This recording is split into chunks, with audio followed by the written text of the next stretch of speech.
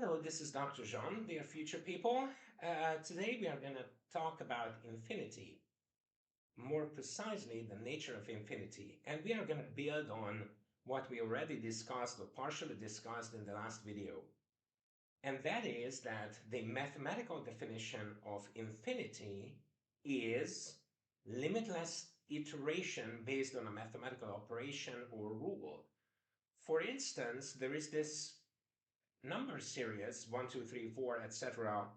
Until infinity, where the members of this set are based on the rule of adding 1 to the previous number, so that you add 1 as a mechanical operation, and then you continue to do that operation without limitation until infinity. If we now go to geometry, then we are going to see a coordinate system based on 3 vectors, x, y, and z. And these 3 vectors are going to determine one specific point in space. And that point is going to be based on the summation of these 3 vectors. Now, you can extend these 3 vectors mechanically until you reach infinity, and that means that there is a mechanical rule, a mechanical extension of these vectors, and then you are gonna, if you do this continuously, repeat this, then you are gonna go to infinity. Now, this is in mathematics. If we go to physics, then we are gonna get into problems, because what we see here is an electromagnetic field. Now, these lines are supposed to represent the strength of the field at a particular area in space. And the more lines we have, the more dense the field is. This is related to the strength of the field. So this whole thing can be then characterized by the number of lines, the direction of lines. So there is a flow of these lines, and that flow is going to tell you about the direction and the strength of the field at a particular, if not point, but an area of space. So what we have here is an electromagnetic field that is not going to be homogeneous. So that in one spatial point, the strength and direction of this field, of this effect, the electromagnetic effect, is going to be different with respect to any other spatial point. And here we have something very similar. What creates an electromagnetic field? Well, of course, charged particles create an electromagnetic field. For example, an electron. So what we see here is a coordinate system, and the function here is the probability distribution of the electron. So here is the problem. At any given time point, the exact location of the electron is not known, but it can be approximated by a probability distribution. Now, the denser this is, the more probable that that electron is going to be within that area. But notice that as you go to the right here, or up here, or down here, the density of this function is going to decrease. So you are going to be less and less likely to find the electron here, but it's not going to be 0. So this electron can be anywhere. And there is a very, very small chance that this electron is on the other side of the observable universe compared to this point here. So what we see is that there is a space that is not homogeneous, but that is not empty. This electron may be and may create an effect anywhere in space. So that we have a space that is not empty and it is not homogeneous. So there we go. We have an infinite space in physics that is not necessarily empty. We think that it is largely empty. And we are going to talk a whole lot more about what emptiness really means. But really, it may contain a summation of endless effects, such as energy fields, such as particles. Well, really, particles are a contradiction in terms, isn't it? I mean, you really have a probability distribution with particular density, but really, you cannot assign one space point to one particle. And that would be the whole idea behind the particle, right? In other words, that it is assigned to a specific spatial point and that it has definite contours, definite boundaries. Well, you don't really have that here, do you?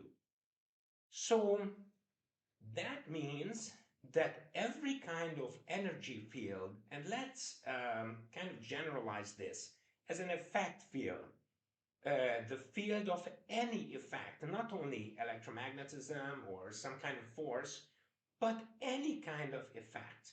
So if you have an effect field, and that effect field does not have a definite boundary, but it is inhomogeneous, and it has different densities, but definite effect at any point in the known universe, then that's going to mean that in any specific point, you potentially have an endless influence, a lot of energy fields summating, a lot of particle effects summating, so you have a summation of effects in every single locality.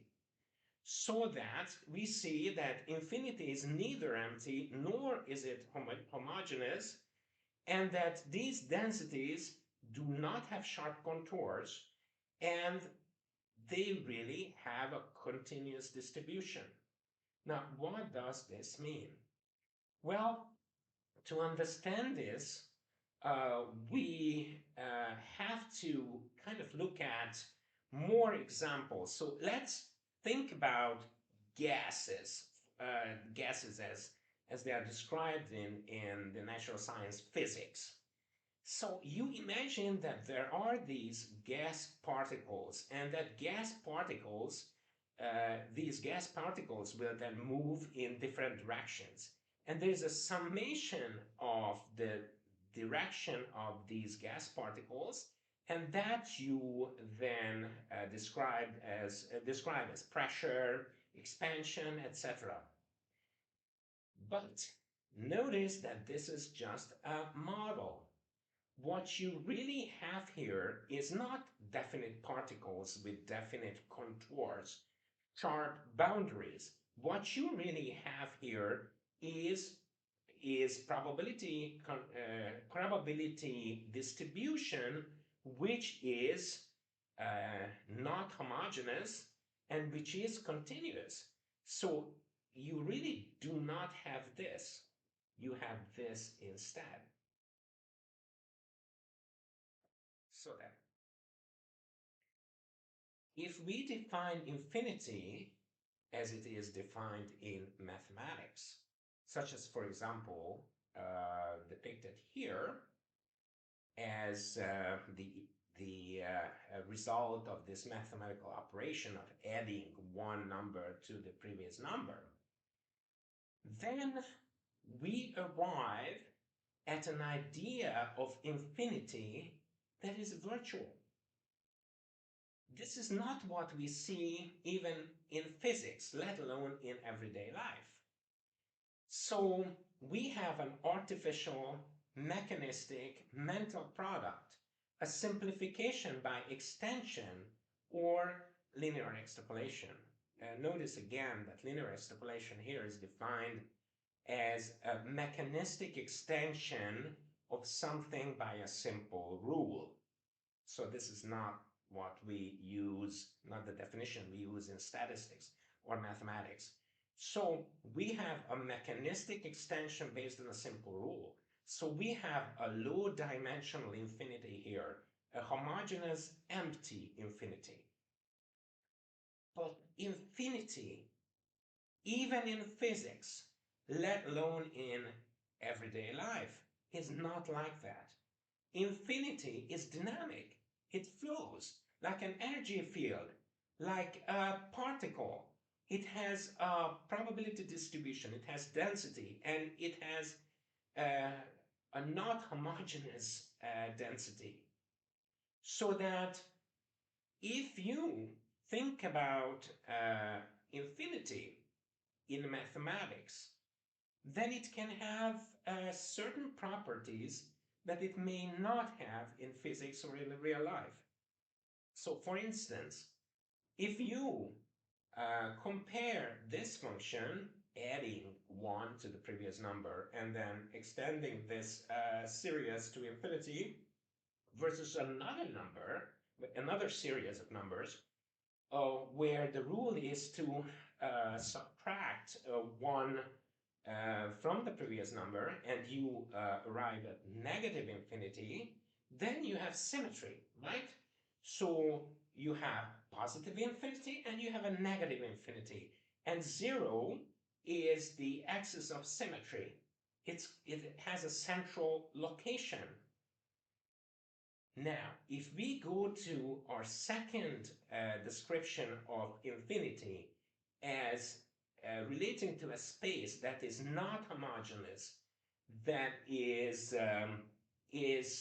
continuous, and that is different in every time point, then that kind of infinity may not have a center. It may not have symmetry. It may not have a central point, such as the number 0 was in this previous example. To understand what this means, let's get to a further example. So here's a mechanical shape, like for example a circle. And then we use this original point here, and then we just simply enlarge this circle by extending its radius.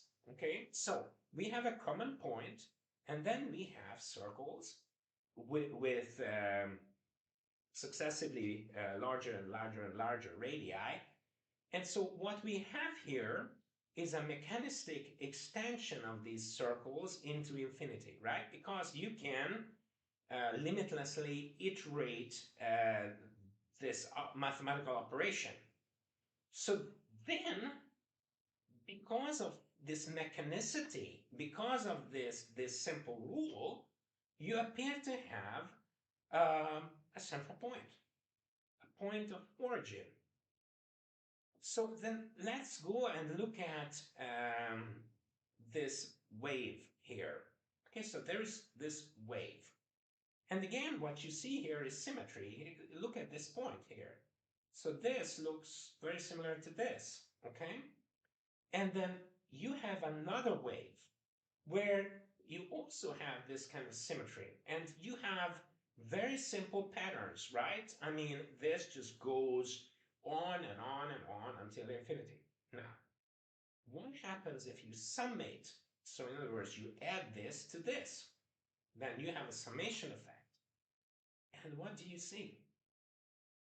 That's a simple nature, the symmetrical nature, the pure nature of this wave disappears. Why? Because this is a summation of two waves. Okay, this doesn't look as regular, as symmetrical as this or that. So if we have localities in space with summation of all kinds of influences, then that means that these simple mechanical functions are going to disappear. They're not going to be relevant. They do not adequately describe that space, right? Only their summation describes that space. And this summation, if you then add the next point and the next point and the next point, they may not lead to symmetry, to simple patterns, right? You have very complex patterns. You arrive at complex patterns because there is a summation of different effects at any particular point. So let's define effects again. So effect is an influence, an impact exerted by any kind of force or any kind of change to something else. Something else being the observed entity, be it an object, an energy field, event, phenomenon, emotional state, state of mind, whatever you are set out to observe, right? So the effect field is going to be the spatial distribution of that effect, okay? So here, for example, these lines show you the direction, and their summation is going to tell you about the strength of the magnetic force in that particular area, right? So the effect field of anything, be it gravitational or thermal or electromagnetic, is going to be characterized by the density and the direction of these lines, otherwise called flow, the flow of these lines. So we are going to generalize this to any kind of effect, okay? Be it in the field of emotions, or I don't know, poetry or whatever. Okay, so we have an effect field. And what I'm saying here is that that effect field may not be symmetrical, may not be simple. It may not follow a simple pattern, right? And then there is a summation of these effects, because there's not just one effect, but there is an infinite number of potential effects at any particular point in space. Effects and interruptions may not be limited by huge distances. Even in physics, we have effects that really are almost invariant to distance. In other words, the certain quantum effects may operate no matter how much the distance is between two particles, between two objects, between two entities, right? So that means that there is a potential for any kind of effect to have a non-zero value at any point in space. Now, that means that at any point in space, you may have what we call local uniqueness. Now, this is going to be our second definition of locality. Remember the first? That was from the point of view of observation. Now we are going to talk about spatial distribution of effects, how they summate, and by this summation you are going to arrive at local uniqueness, because this summation is going to be potentially different in every single point of space. So then the uniqueness of the observed entity may be shaped uniquely by this local uniqueness. And the more variables you use, in other words, the more dimensions you use to describe a locality, the more you are going to notice this local uniqueness, right? So the more angles you use to observe one particular spatial point, the more chance you have to see its uniqueness. Now think about that for a minute. Because what this means is that local uniqueness then is going to create the impression of chaos, because you almost don't see any simple rules anymore.